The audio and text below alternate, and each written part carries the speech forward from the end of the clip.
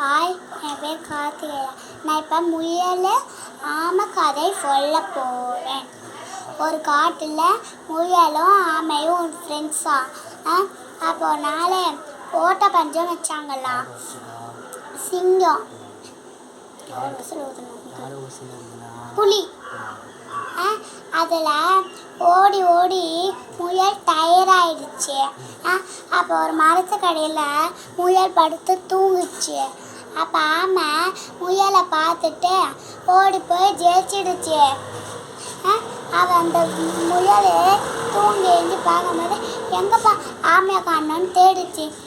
போட்டி முடிகிற இடத்துல போய் பார்த்தா ஆமை ஜெயிச்சு ப்ரைஸ் வாங்கினதை பார்த்துருச்சு.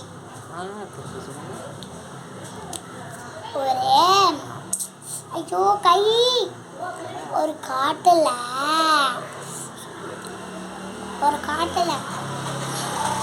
முயலும் ஆமையும் ஃப்ரெண்ட்ஸா. அப்போ ஒரு ஓட்ட பஞ்சம் வச்சாங்களாம். சிங்கம், புலி.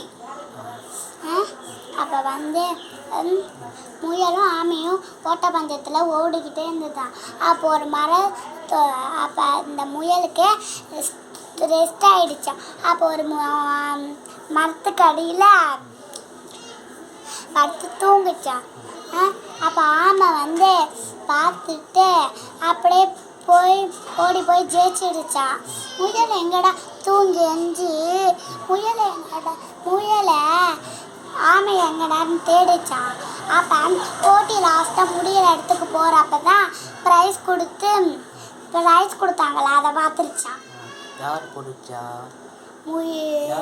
சிங்கம். யாருக்கு சொல்லுவாங்க?